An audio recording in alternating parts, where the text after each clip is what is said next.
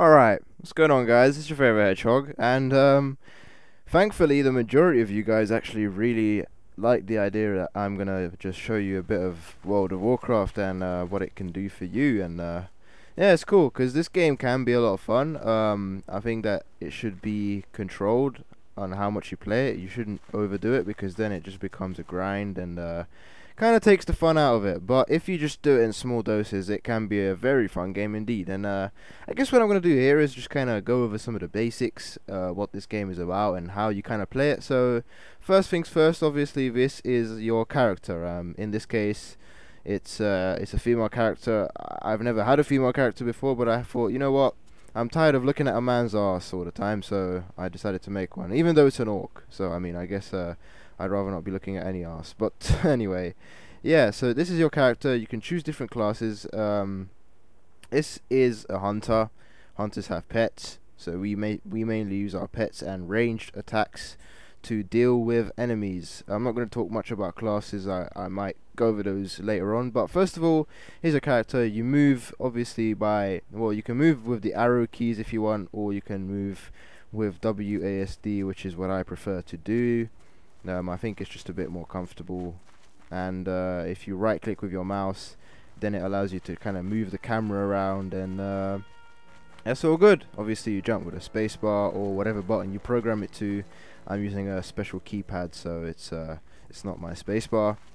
And down here you can see this is probably not what your user interface would look like if you just got the game, because there's loads of add-ons that I'm using right now. Yours would look a lot more plain than this. But in general, what these buttons are is, well, it's basically your abilities that you can use, and it's going to be different for every single class. And I guess I'll just show you guys right now here on this Greater Plane Strider. If I press one ability, it goes, steady shot, bang, start attacking it. And there you go. That's another ability, and that big chicken is dead. That's how it goes. And then obviously you can right click on the character once you killed it and you can loot it. And that's it's all good as well.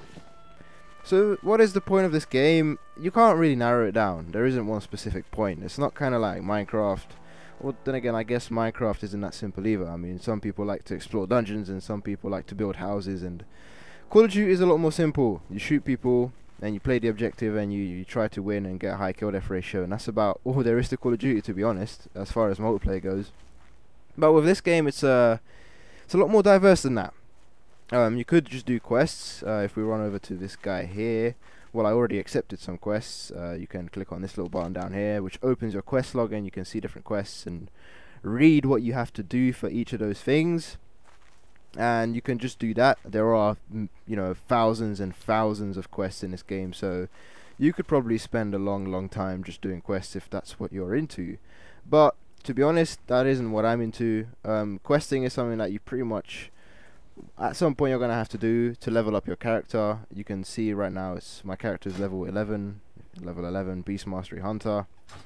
And I think I showed you a second ago, but if you kill something, then you actually get experience for it.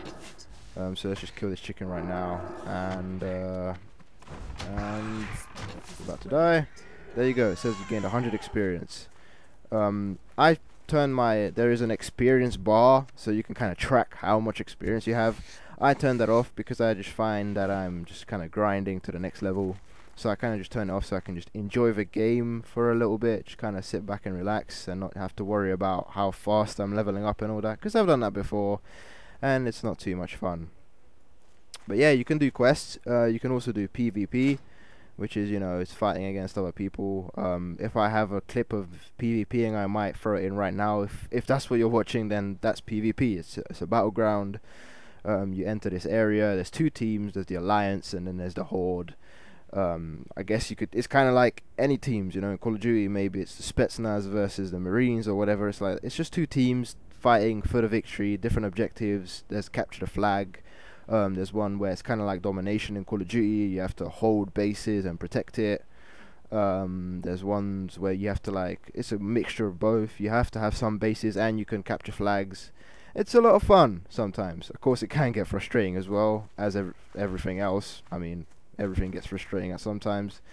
And you can also do dungeons, which again I might have a clip of that might be showing you guys right now.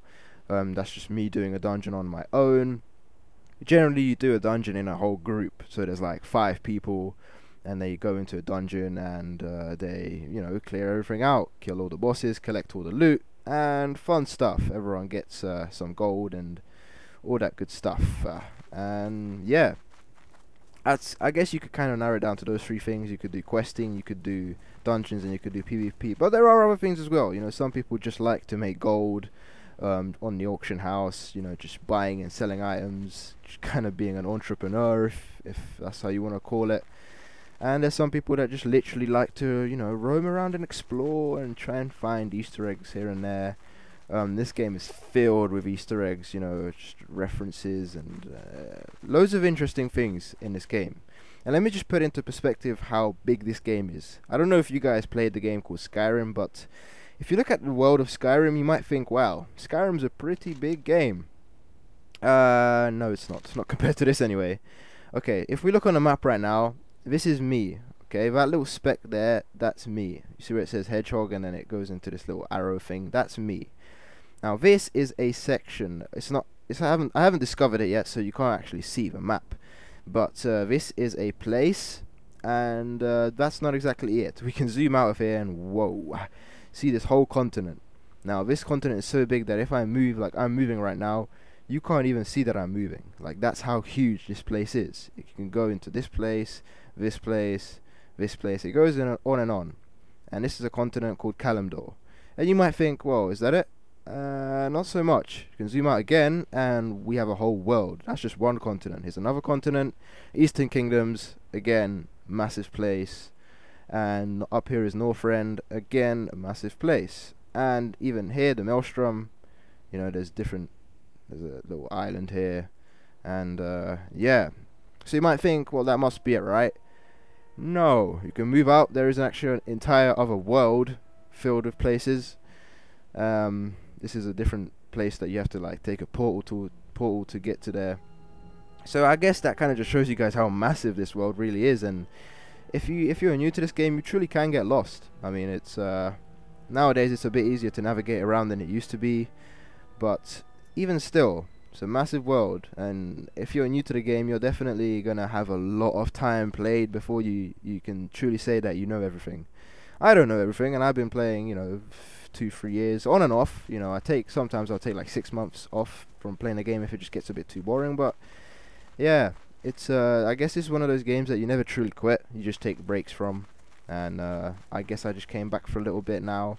I only bought 1 month, so you know, if after that month I'm bored, then I won't renew it. But if I seem to like it again, then I might play some more. Because there is a new expansion pack that will be coming out eventually, which should spice up the game a little bit.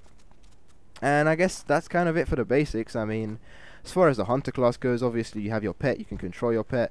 You can see all these buttons here. Some of those things that your pet will automatically do. This one is just attack. There you go. I'm sending my pet to attack that chicken.